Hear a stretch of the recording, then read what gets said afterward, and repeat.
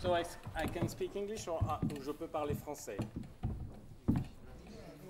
Yo puedo traducir el francés o habla inglés. ¿Qué prefiero?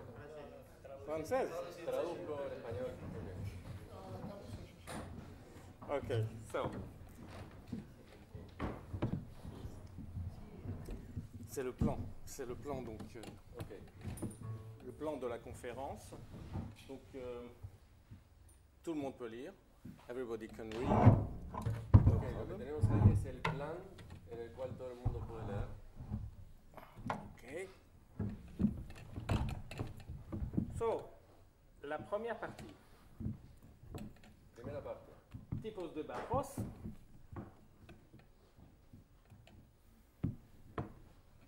Contrabajo, la familia del violín y de la viola da gamba. Muchos importantes. One of the most, Maggini, Brescia, Klotz. Very nice bass. Gasparo da Salo, enormous bass. In Paris, you see, vous pouvez voir que les contrebasses sont très larges. Podemos ver que los contrabajos son bien grandes.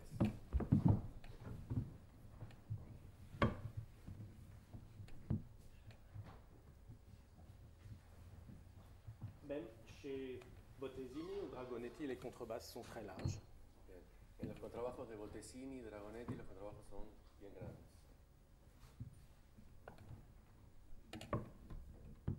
Et vous avez ici un contrebassiste français du 19e siècle, Achille Gouffet, contemporain de Bottesini, à Paris. Este es un contrabajista francés contemporáneo de Bottesini, Achille Gouffet. Celui que vous voyez dans le fameux tableau de Degas, Les danseuses à l'Opéra de Paris. Okay. En el famoso cuadro de Degas, en el cuadro se llama Los bailarines, está el instrumento y el Gouffet. Bernardel, Villaume, contrebasse française à Paris. Big bass.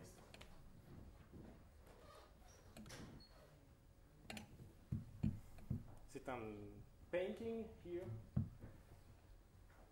Also a very big bass.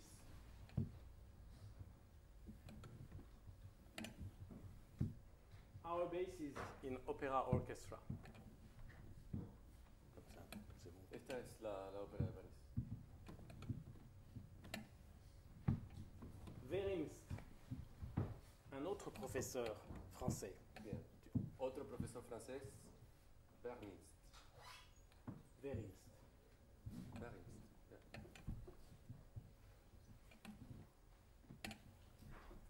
Ici, c'est un dessin Esto es un dibujo d'une audition, d'un examen de un examen de contrabajo au Conservatoire de Paris. en el Conservatorio de París.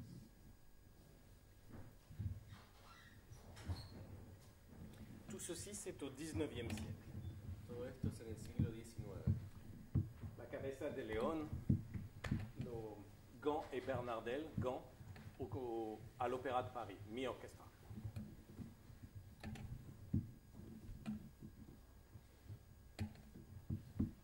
Es la cabeza de león de un contrabajo con Bernardel que está en la Ópera de París.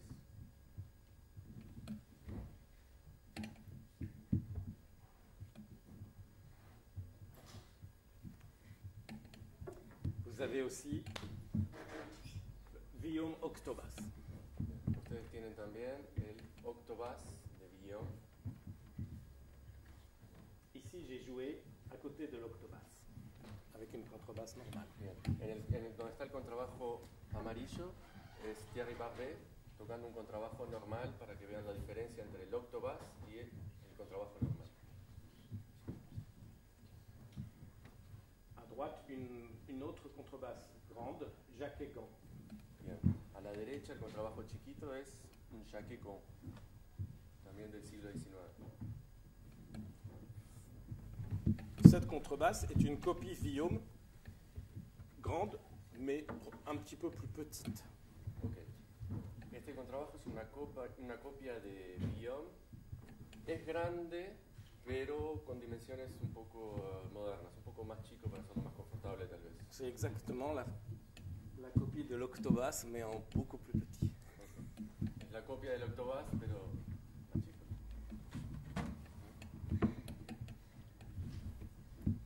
Puis, au XXe siècle, en France, il y a la fameuse idée d'Édouard Nani de recouper le haut de la contrebasse. En el siglo XX está la buena idea de Nani, que es de cortar un poco los hombros del contrabajo. La bonne idée, oh non, bonne idée. C'est une contrebasse forme quenoil. Tengo une quenoil contrabasse.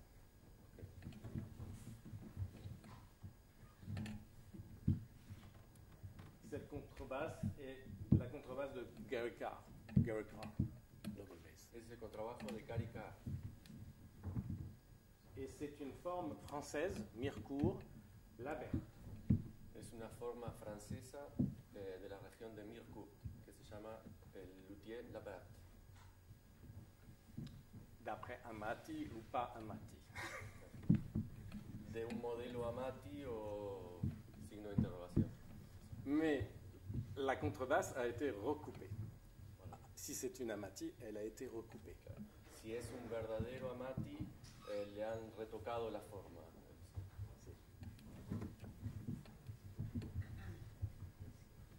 Une image typique des contrebasses en France, quenoal, des années 50. Bien. Este es un contrabajo típico francés de Renoir de los años 50. De los años 50.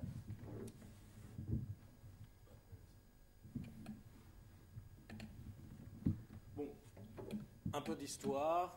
Simondel, vous connaissez Simondel, très important. Un poco de historia, perdón. Un poco de historia, ustedes conocen Simand. Egner, Stockholm. Egner. Manoli, du New York Philharmonic, venu d'Italie. Un contrabajista italiano, Manoli. Qui est maintenant au New York Philharmonic, qui a été au New York Philharmonic. Okay.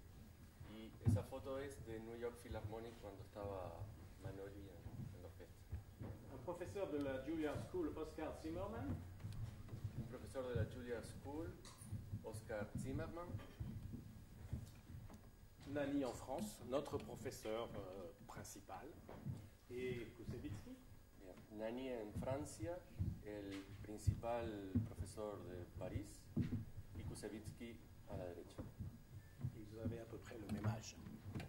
Tienen más o menos la misma edad, ¿no? Robert Mensch, David Walter, Juilliard School. Un hommage à Stefano Scodanibio, qui est mort il y a 2 ans. Es un pequeño homenaje aquí, perdón. Stefano Scodanibio. A Stefano Scodanio, que se murió hace 2 años. Un bon ami. Un buen amigo de Pierre Berger. Tom Martin, Bert Turetsky, Gary Carr.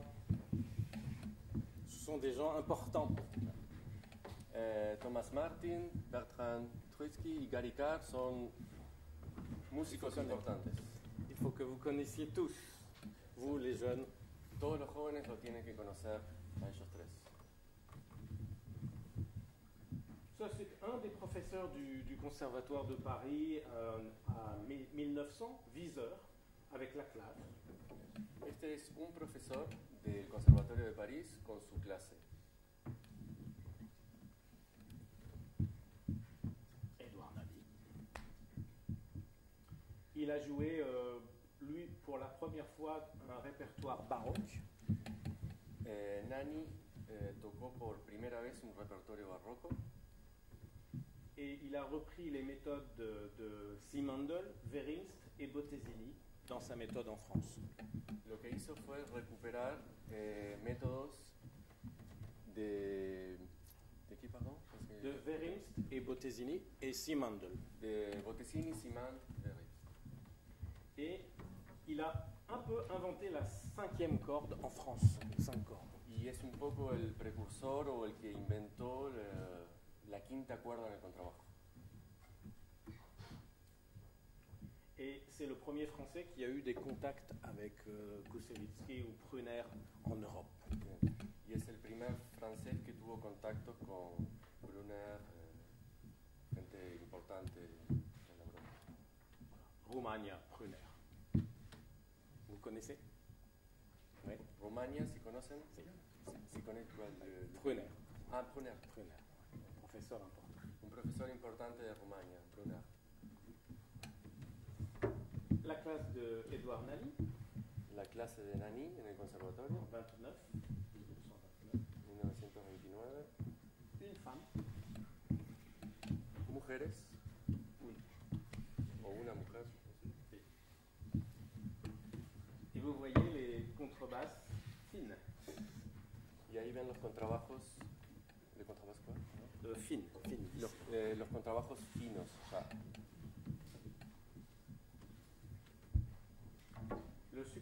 Le successeur de Nani, c'est Boussagol. Okay. El profesor que siguió a Nani en la clase fue Boussagol. Boussagol. Avec toujours la même contrebasse fine. Siempre con el mismo contrabajo, con los hombros finos. Voilà, ça c'était un exposé un petit peu historique. Et maintenant, je vais un peu parler plus de la technique en laquelle je crois. D'accord. Lo que hice fue una exposición un poco histórica sobre el contrabajo y lo que va a hacer ahora es una exposición un poco más práctica del instrumento.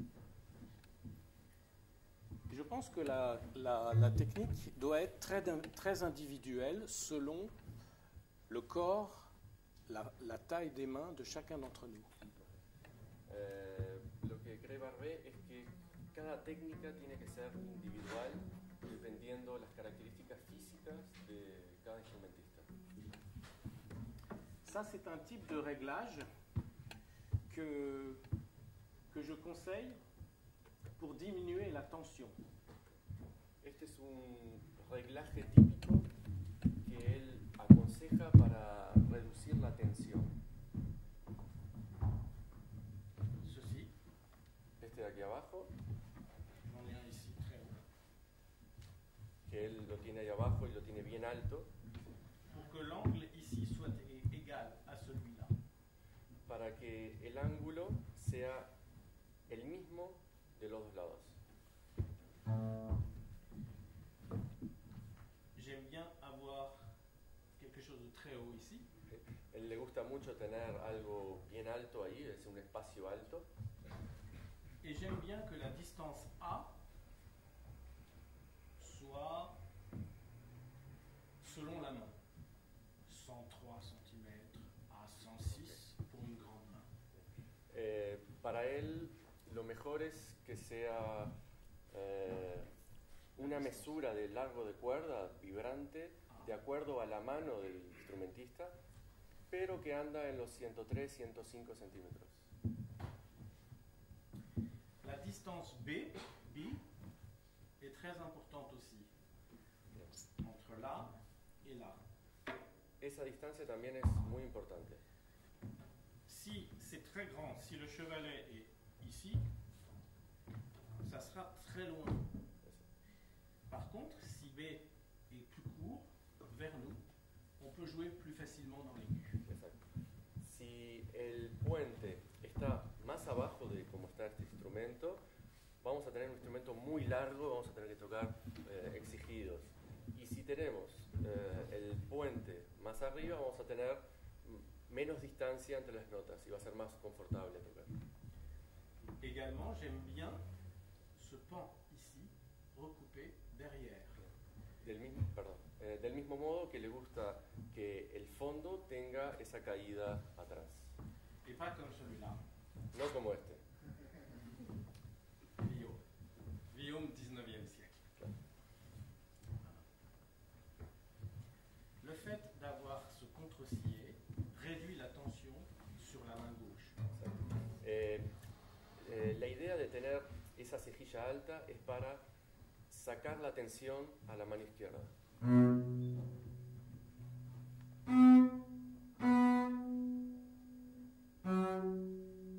Vous entendez comme ça sonne. Escucha cómo suena.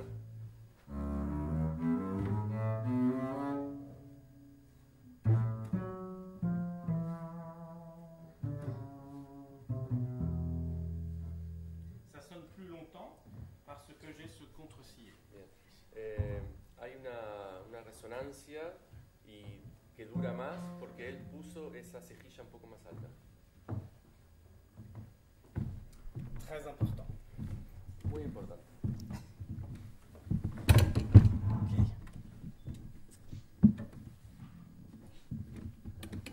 Le réglage de l'âme est très important aussi. El reglaje del alma es muy importante también. Et je pense que chacun d'entre nous doit être capable de régler soi-même l'âme. Y él cree que cada uno de nosotros tiene que ser capaz de arreglar su propia alma en el instrumento. Nulle autre personne ne sent mieux que nous comment la contrebasse va sonner au mieux. Ninguna otra persona más que nosotros vamos a darnos cuenta de lo bien que puede sonar nuestro instrumento. Entonces él aconseja que cada instrumentista arregle su alma. Il faut prendre des cours de lutherie. Hay que hacer cursos de lutería. Avez-vous des questions sur le réglage de l'instrument? ¿Es que alguien tiene alguna pregunta sobre los reglajes del instrumento? De algo que él venga a decir, puede ser de la cejilla, de la altura. ¿Tiene las medidas esas, las tiene anotadas o las tiene, digamos, Pose une question ici. Les mesures, en fait, ils sont typiques de l'auteur des sillets, des contre-sillets. Non, chaque contrebasse est différente. Cada contrabajo es diferente. Il faut chercher. Hay que buscar. J'ai trouvé à 2 reprises, j'ai rajouté une pièce parce que j'ai estimé que ce n'était pas suffisant. Por ejemplo, él puso primero la pieza grande y después se dio cuenta que no era suficiente y le puso otro pedacito arriba. Mais ça dépend de la contrebasse. Pero depende del instrumento. el taco que va, también él lo subió, el taco que va de la izquierda. En fait, No, adelante. ¿qué taco? Si? Do you raise? Yes, yes. How, J'aime bien assez haut. Le gusta mucho que sea alto y que él lo retocó. Et ça dépend de l'épaule ici.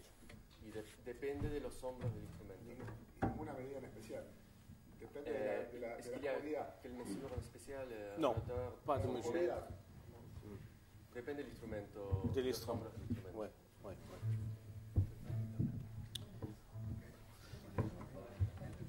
Je n'ai pas parlé de la longueur du cordier ici. C'est aussi très important. Él no habló todavía del largo del cordal, pero es muy importante también. J'aime bien une 7e ici. Lo que a él le gusta es que suene una séptima.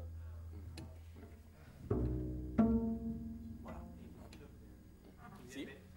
Porque él movió el puente que no está en la mitad de la C. Pregunto. Es por eso nada más. En fait, lui, il pose la question si c'est pour ça que vous avez bougé l'auteur de Chevalier. Oui, parce que j'ai voulu 103. Porque él lo quería 103 centímetros, entonces subió el puente.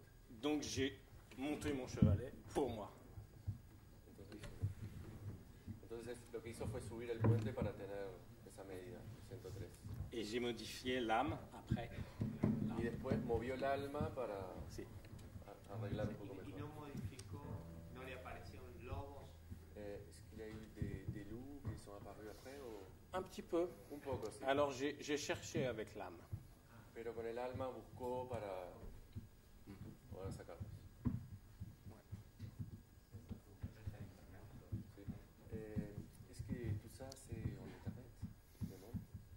Non, mais... Él preguntó si todos estos datos están en internet y él le dijo que no, porque él viene a explicar que es algo personal en sí, entonces... Sí. Sí. Ok. Arcos. In English it's frog, it's a frog, so you understand. En la inglés grenouille. es frog, La grenouille. sapo, rana. Rana. Rana. Frog. Frog, en español es talón, sí, sí. Si, mais c'est la grenouille. Es grenouille, es una rana. En inglés quiere Rana. decir frog, quiere decir rana. Por eso. This is a joke. Que es un chiste de lo que él puso ahí. So this is dans l'histoire de l'archer ancien. Eso es un poco, es una placa con la historia del arco en la historia. C'est pour vous, pour que vous soyez tous au courant. Y es para que todos ustedes estén al tanto de todas las modificaciones que tuvo.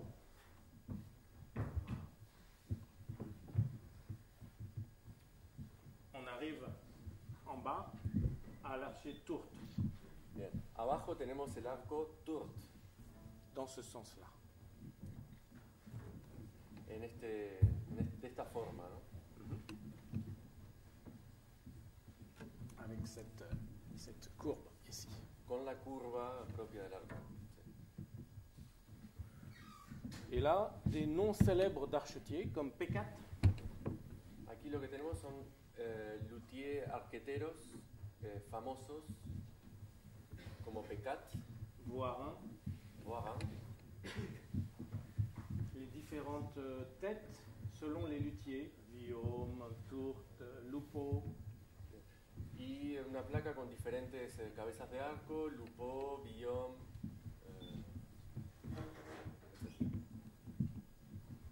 Vigneron, Sartori, Lotte, Dode, Lamy, Bazin, Husson, Touchard, Fétic, Morisot sont des noms illustres pour la fabrication des archers. Son todos arqueteros ilustres y famosos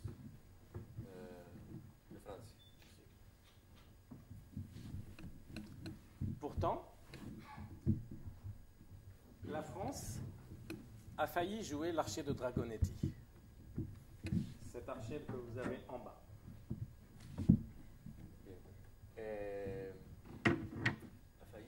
A failli, ça veut dire était sur le point de jouer avec Cherubini.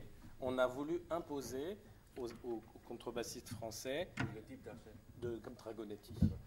Lo que se quiso imponer en París fue el arco de Dragonetti, con la forma de Dragonetti.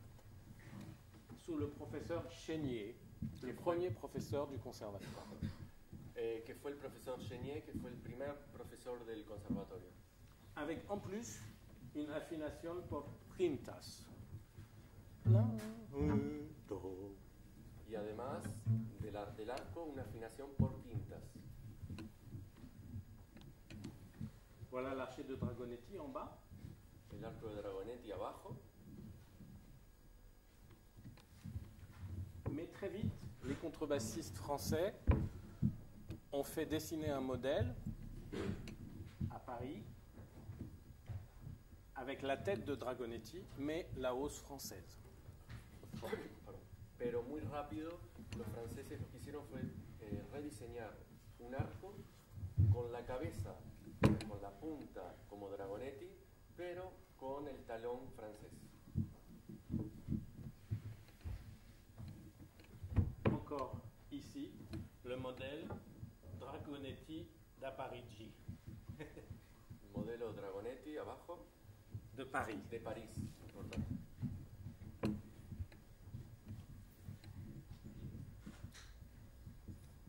Français et Dragonetti. Abajo Dragonetti y arriba francés.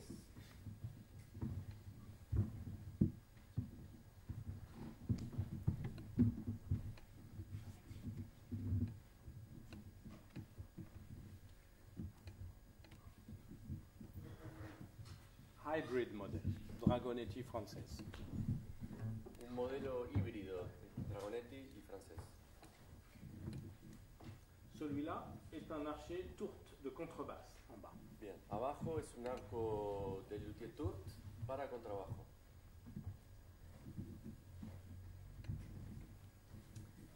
Et il y a aussi Fretschner, Schuster, Dolling, qui sont des archetiers allemands qui ont fait d'excellents archers allemands.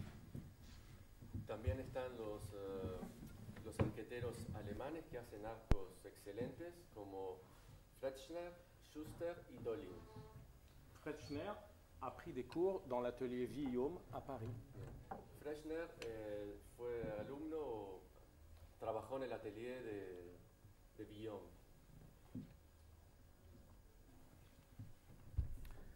Ah, un peu de lecture. Un poco de lectura.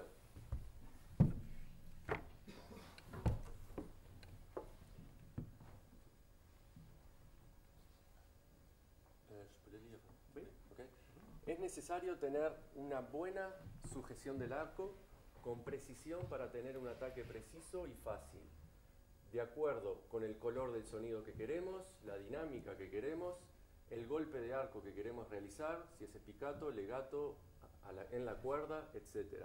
Con el mínimo esfuerzo como un instrumento normal. El peso del talón, el brazo relajado pero firme, cerrando los dedos de la mano contra el arco cuando sea necesario. Sistema de pronación para mantener el peso en la punta. Además, es importante mantener el bíceps activo pensando en el ven conmigo. La flexibilidad de la muñeca y los dedos si la música lo requiere.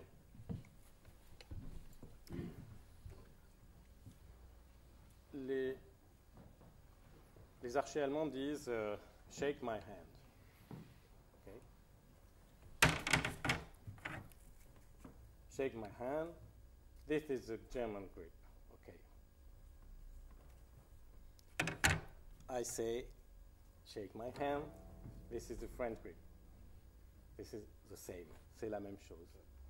Okay. Él dice que es la misma cosa. Cuando se dice dame la mano, damos la mano así, no importa el país. Lo único que los alemanes dicen dame la mano y luego agarran el arco así. Y los franceses, dame la mano, pero agarro el arco así. La pronation, c'est ça.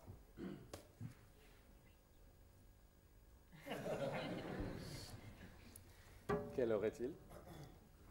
¿Qué hora es? Voilà. Okay.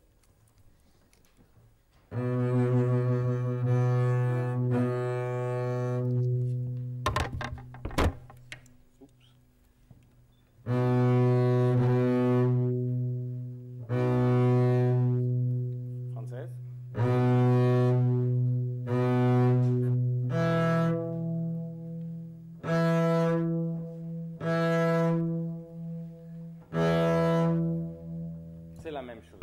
Es lo mismo. La pronation. Hein? Comme ça. Comme ça. La pronación es la palanca, se puede decir. La palanca. Más fácil. Sí. La position de la mano. Mediante la posición de los dedos en el arco, influimos en el brillo o la oscuridad y la densidad, en la potencia, fáciles ataques y precisos sobre cuerdas graves, fácil legato cuando cambiamos de cuerda, dinámica, piano pianissimo, mezzo forte, forte, triple forte. Demostraciones con los dos arcos. El arco debe situarse de forma perpendicular con la cuerda desde el inicio hacia la punta. La colocación entre el diapasón y el puente determina la claridad del sonido. C'est la position d'Edouard Nani. Esta es la forma de tomar el arco de Edouard Nani. Il a deux positions. Tiene dos posiciones.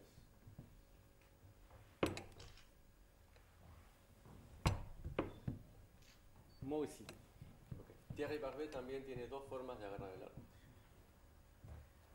La première position, La primera posición, les doigts sont à l'intérieur de la baguette. los dedos van al interior de la vara. Très important. Muy importante.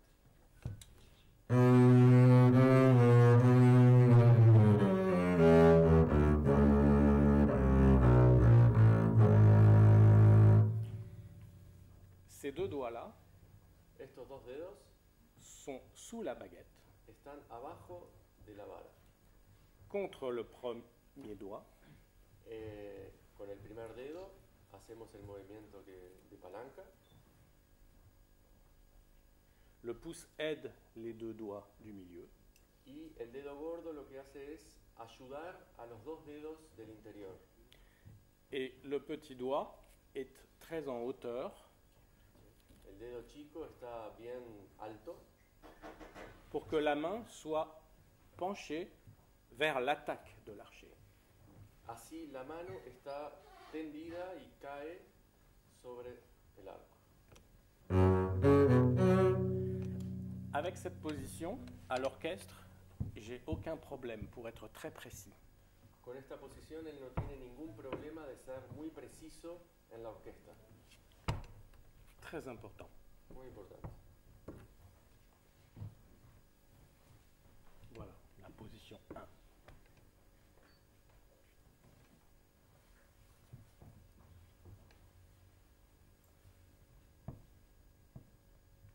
J'insiste sur le fait que les deux doigts ici sont en dessous de la baguette et non pas à côté. Él insiste que estos dos dedos tienen que estar realmente abajo de la vara y no solamente delante.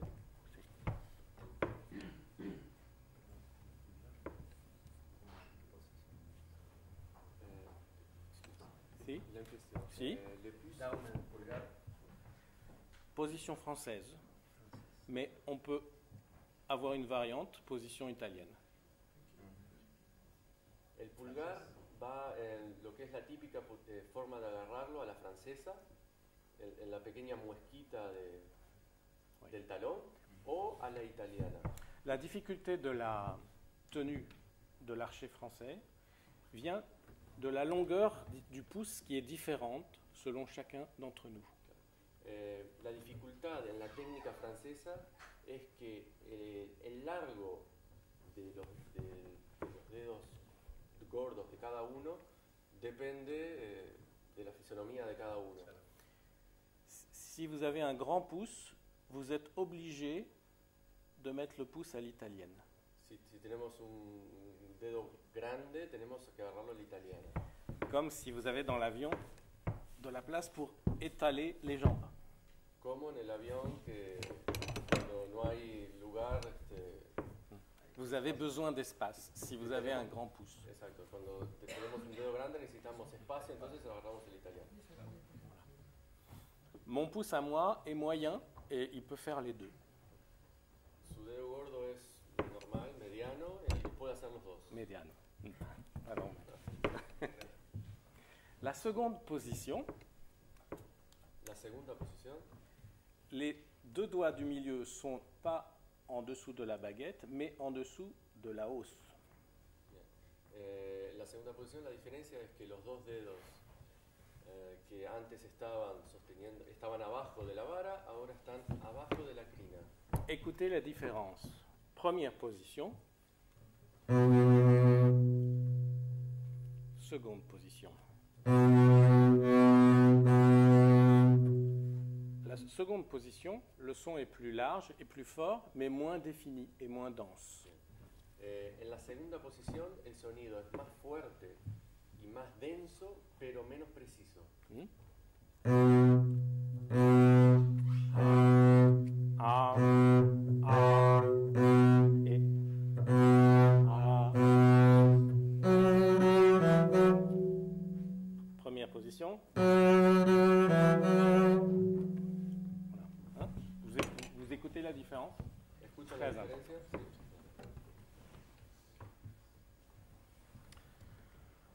Deuxième position.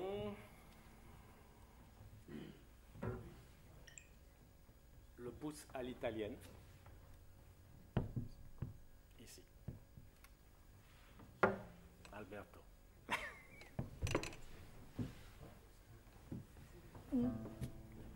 Deux doigts sur la mèche, pourquoi pas. Et vous récupérez du timbre. Dos dedos abajo de la crina, ¿por qué no? Así ustedes pueden recuperar timbre. Parce que le levier a plus d'action. Así podemos tener más acción en el movimiento de palanca. Okay. Okay. La position allemande, il y en a beaucoup.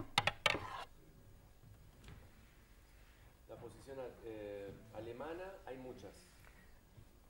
J'aime bien ma position à moi, A él le gusta mucho su propia posición alemana. qui est presque la même que la française.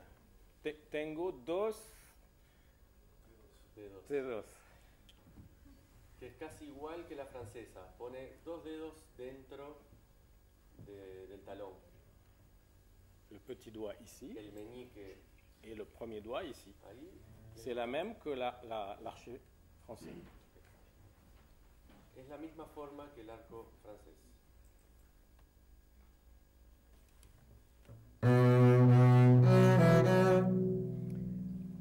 Avec les deux doigts, plutôt qu'un seul, j'ai plus d'action avec le levier. Con dos dedos tiene mucho más resultado en el momento de hacer el movimiento de palanca que con uno solo. Je peux aussi mettre le troisième ici. También puede poner el tercer dedo en el lugar donde lo puso. Plus de timbre.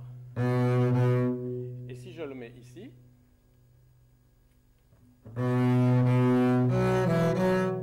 c'est l'équivalent de ma deuxième position à la française. Il y a moins de timbre. Exacto.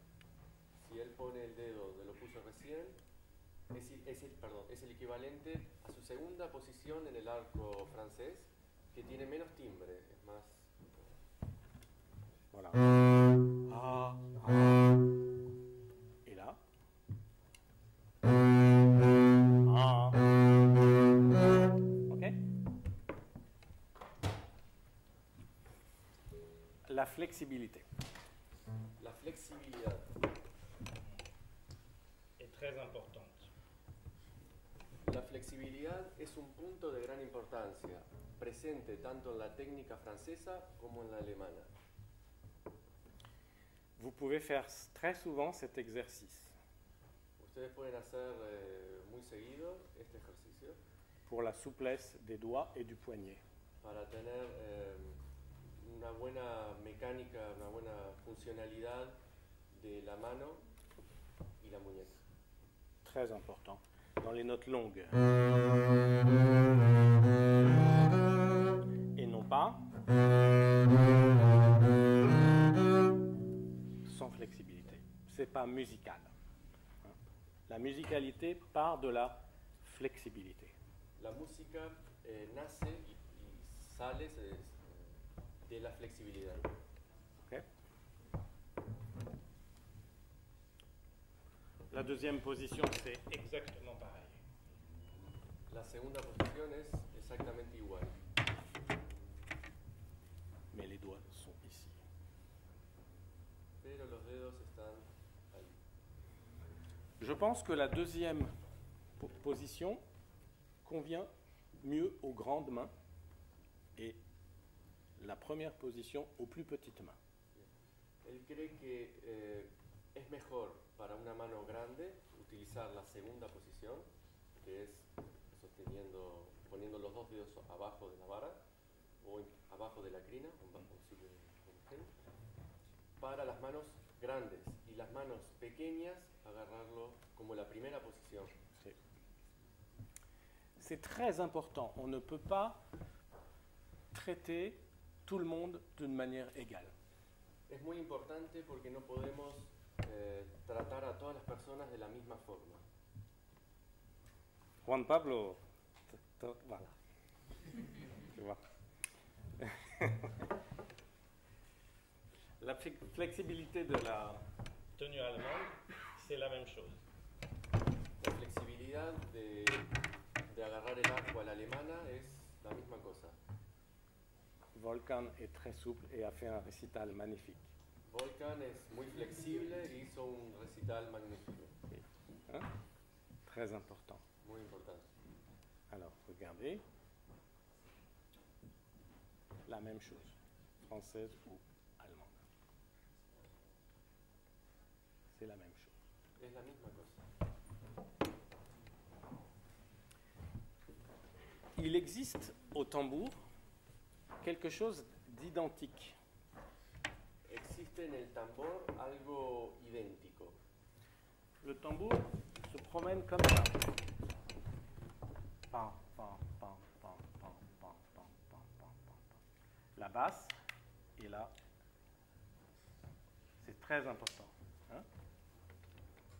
Pourquoi nous ne pourrions pas jouer les deux archets aussi? C'est très intéressant. Él se pregunta por qué nosotros no podríamos tocar, si son la misma cosa, por qué no podemos tocar los dos arcos.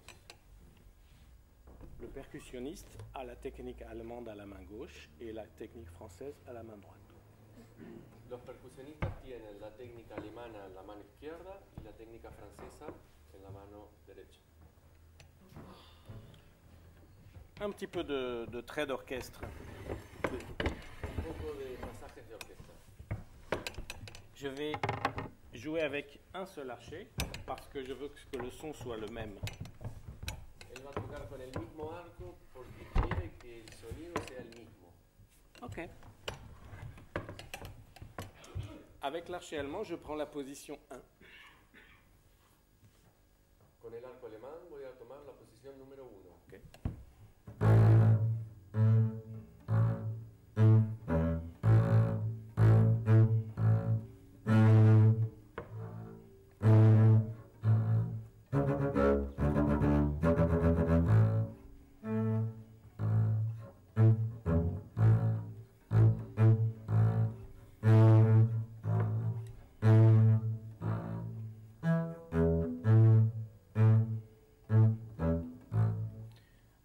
Plus loin.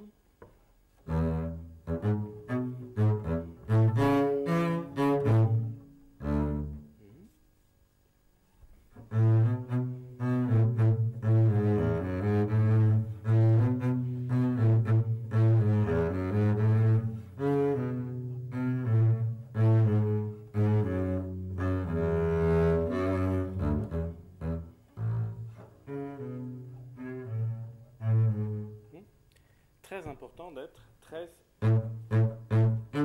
net dans toutes les attaques. Muy importante ser neto en los ataques. Ok. À l'allemande.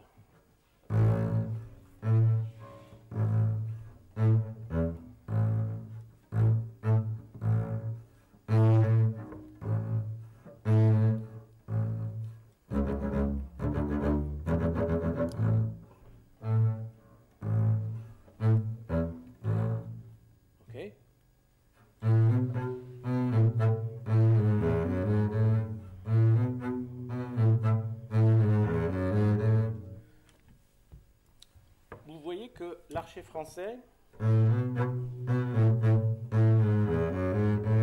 est au-dessus de la baguette et je pense qu'il est très précis. No sé si vieron que el arco francés está agarrado arriba de la vara y es muy preciso. Le son est très direct. El sonido es bien directo. L'archet allemand est derrière la hausse et il donne plus de résonance en dessous. El arco alemán lo que hace al estar atrás del talón es que dé más resonancia. Donc je pense que dans les orchestres, ça peut être très intéressant d'avoir un mix des deux archets. Él cree que sería muy interesante que en las orquestas haya un mix entre los dos arcos, las dos técnicas de arco. ici.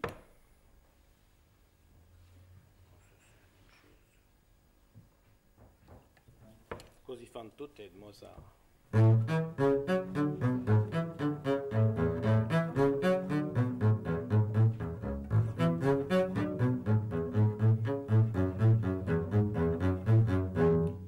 La précision de l'archer français.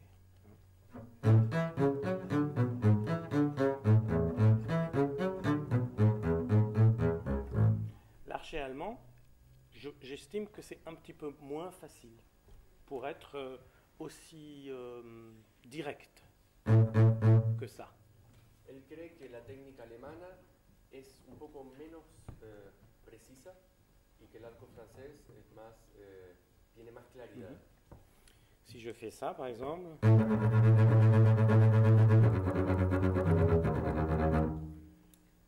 au spiccato français,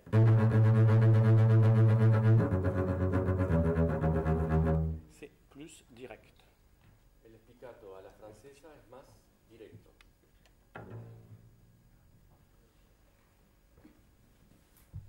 Ok, toujours Mozart.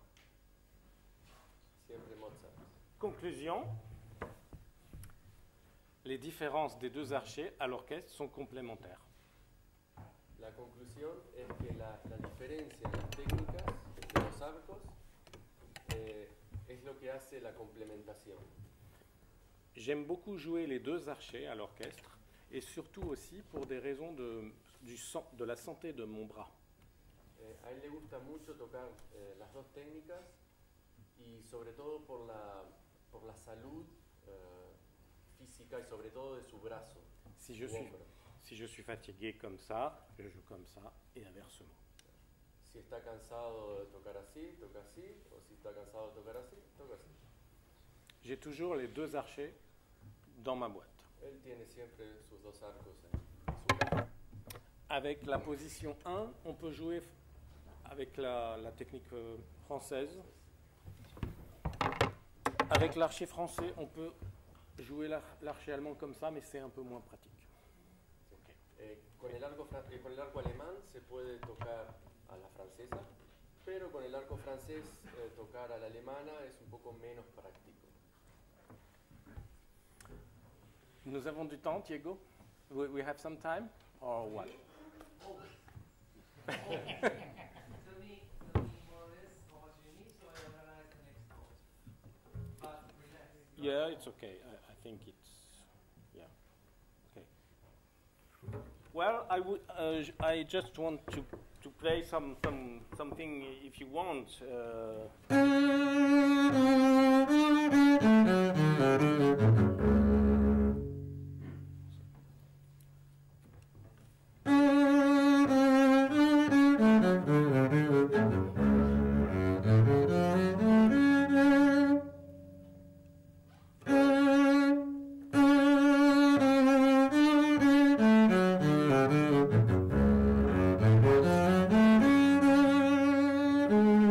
Qu'est-ce que vous pensez? Est-ce que c'est pareil? ¿Qué piensan ustedes? ¿Es igual? Non? Non? Presque, je pense. Je pense qu'en soliste, c'est presque pareil. Él cree que en solista es casi igual. Mais tout simplement, la main gauche du percussionniste ne sonne pas pareil sur le tambour que la main gauche, la main droite, et que les sons sont un petit peu différents, et c'est très bien d'avoir deux sons différents. C'est la diversité. Es como el percusionista, lo que le da importancia al juego del percusionista es que con la mano izquierda tiene un sonido y con la mano derecha tiene otro. Es lo que hace a la diversidad sonora.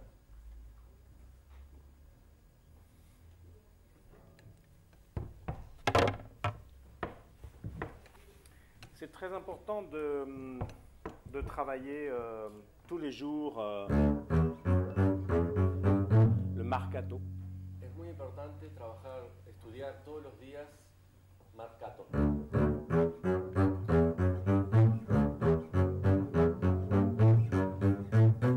À tous les endroits.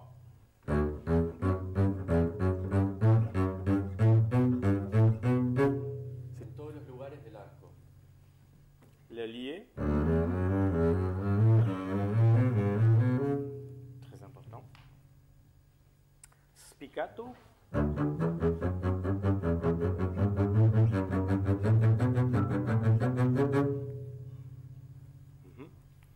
Et que ce soit à l'allemande.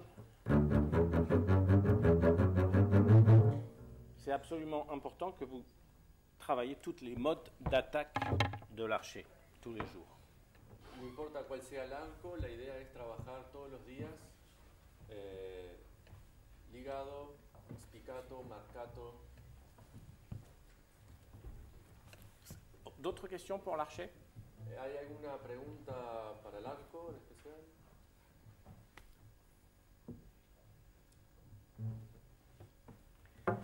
La main gauche, La mano izquierda, très important, Simandl position. Très important. Pas comme ça, non. Comme ça. Là encore, la longueur du pouce est très importante. Ça varie selon les mains. aquí sí el dedo gordo es importante y varía en las manos de las personas. Voilà. Les pouces grands doivent jouer au milieu. Los dedos gordos, grandes o largos, hay que ponerlos en el medio. Mais les pouces plus courts au bout. Y los más cortos, los dedos más cortos, hay que poner solamente la punta. Très important. La position du pouce.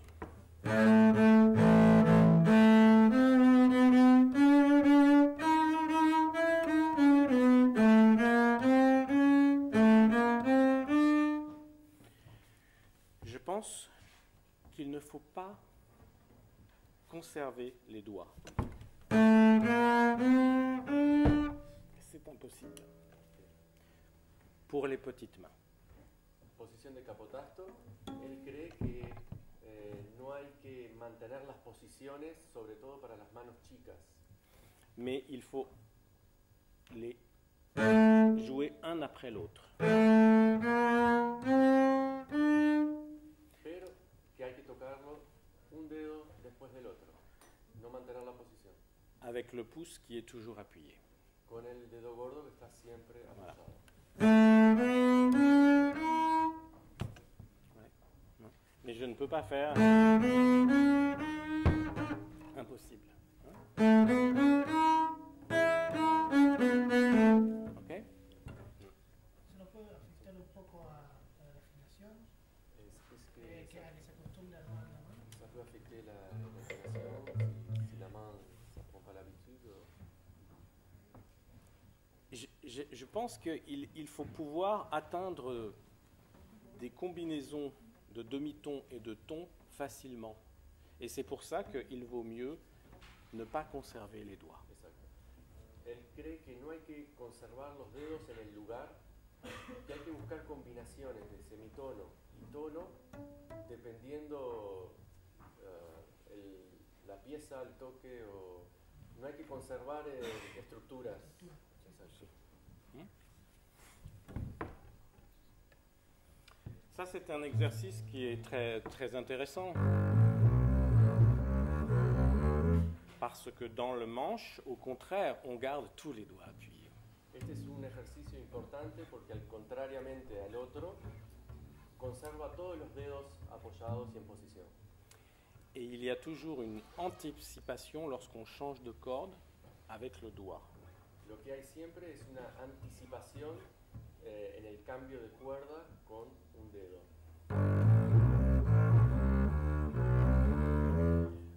Maintenant ici. Ok. Hein?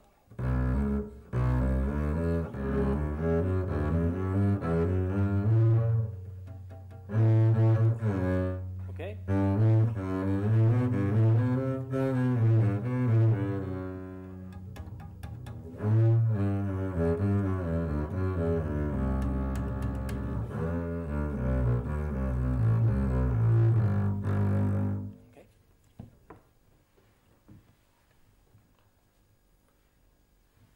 On peut utiliser la technique du pouce pivot.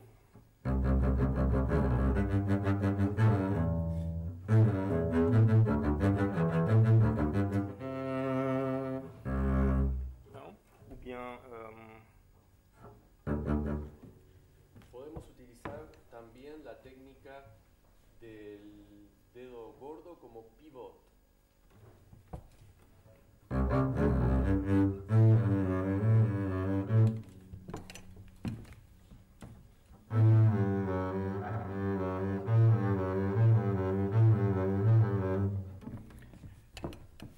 Mais je n'aime pas déformer la main. Pero a él no le gusta deformar la posición. C'est simplement une extension du pouce, mais pas des doigts. Non. Mhm. Es solamente una extensión de la mano, Des pero pulgares, du pouce, du pouce. es una extensión a partir del pulgar, pero no de la mano no se deforma. Ça, c'est Simondl position. Très important. On peut utiliser le pouce, non seulement ici, mais plus haut. Podemos utilizar la posición de capotasto no solamente aquí, sino en Oui. posiciones más. Par exemple,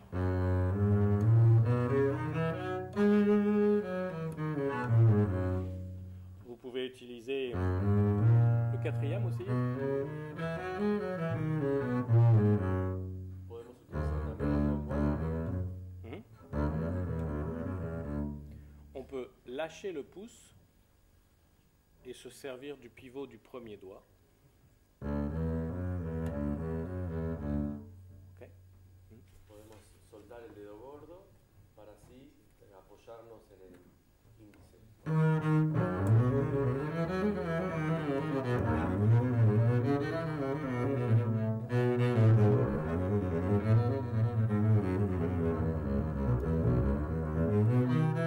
Beethoven. Hein. On peut le commencer mix et d'avoir deux techniques du pouce et se terminer par la position normale. Esto es un pasaje de Beethoven y podemos tocarlo en posición de capotasto, como mostró, y después terminarlo en una posición normal. Vous pouvez jouer la badinerie.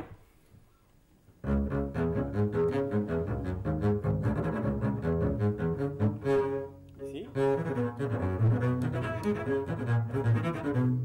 Comme ça. Hein. Tout simplement, avec la position du pouce.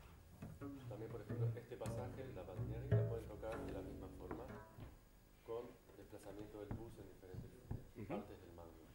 El apoyo del pulgar más o menos por acá me acordaba, ¿no? C'est où exactement qui appuie les Il peut appuyer au milieu, au début et à la fin, de l'autre côté. Cet exemple-là demande les trois. Ici, là. Ici. Voilà, de l'autre côté. Voilà.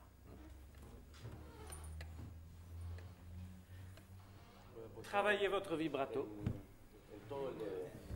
Sí. Sí. Le vibrato. Travaillez beaucoup votre vibrato. Trabaja mucho su vibrato. Je donne James Bond exercise. Tous les jours. Très important. Todos los días, muy importante, y él da James Bond. Ici.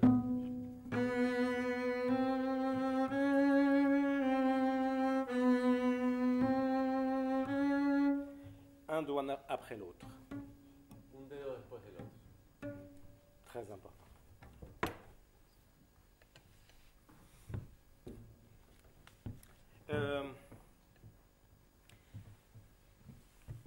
Les doigts, les doigtés, fingerings, sont toujours choisis en fonction de la mélodie, du tempo, de notre goût personnel.